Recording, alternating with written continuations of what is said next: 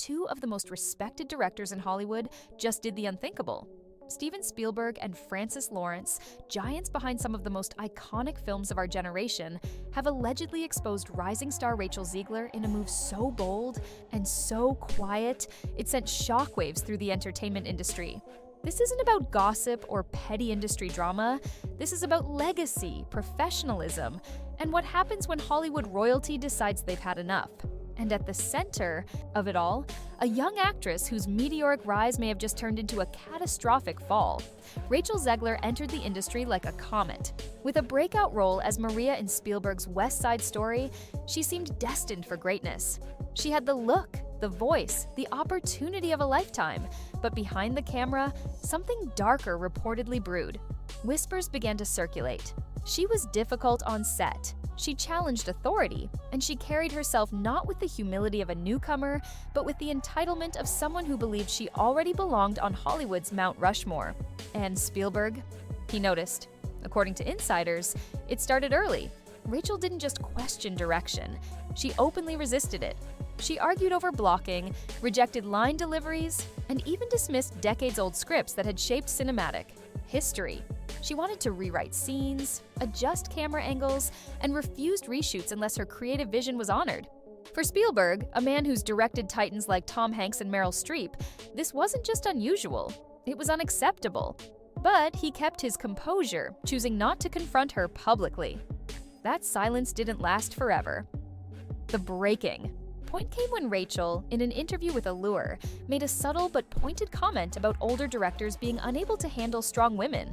In Hollywood, everyone knew who she meant. Spielberg's response wasn't loud, he didn't tweet, he didn't rant, but he made two very important calls to studio heads and said only two words: never again. From that moment, things began to unravel. Meetings were canceled, casting discussions ended abruptly. Projects that once seemed like sure things quietly faded into the background. It wasn't immediate, but it was decisive. Because when a man, like Spielberg, a man who gave us E.T., Jurassic Park, and Saving Private Ryan, says your name's a liability, the entire town listens. And then came the next act, the Ballad of Songbirds and Snakes. Francis Lawrence, returning to the franchise he helped turn into a billion-dollar juggernaut, was hoping to revive the Hunger Games universe with fresh faces and renewed energy. Instead, he allegedly found himself facing the same nightmare. Spielberg had endured. From the first day on set, Rachel Zegler reportedly acted not like a cast member, but like the franchise itself, demanding rewrites, disregarding direction, walking off set over camera angles she deemed unfeminine. She allegedly refused wardrobe choices that clashed with her modern views of femininity, threw fits over minor script details, and reworked lines mid-shoot, forcing entire crews to adjust lighting, camera setups, and sound. One production assistant described the atmosphere as a bomb shelter. You never knew when she'd go off, they said. Another insider reported that 10-hour days turned into 16-hour marathons because Rachel wouldn't sign off on emotional tones and lyrics.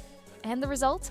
A performance critics tore apart. Her portrayal of Lucy Gray Baird was labeled by reviewers as flat, arrogant, and emotionless. Fans felt no connection. Longtime franchise lovers rejected her instantly. But the real blow came behind closed doors. Lawrence, the man responsible for Jennifer Lawrence's rise, allegedly told Lionsgate executives, "I'll never babysit that attitude again." And then it happened. The phone call? Post-production wrapped. Lawrence, exhausted, picked up the phone and called Spielberg. What began as a venting session reportedly turned into one of the most damning exchanges in recent memory. A grip overheard the call, and somehow the contents leaked. Spielberg reportedly said, "She weaponizes her image but has no respect for the craft." Lawrence replied, "She acts like she's the franchise, not part of it." They weren't just venting. They were forming a pact, a quiet promise to warn others, directors, producers, agents, casting execs. One line stuck: "Protect your crews from the Ziegler effect." That phrase now echoes across studio lots. And just like that, Rachel's name turned radioactive. Studios backed out. Paramount reportedly dropped a minor streaming project after. Spielberg's assistant called it not advisable. Managers scrambled. They slashed her asking price, tried to place her in indie prestige films, but there were no takers. Her phone stopped ringing. Her schedule cleared. What was once seen as a rising star became a case study in career implosion.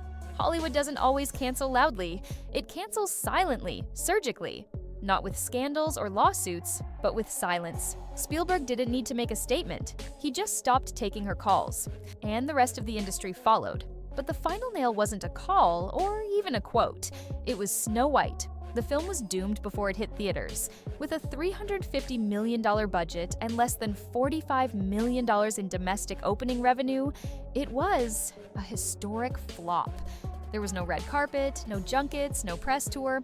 Disney, insiders say, was terrified of what Rachel might say next.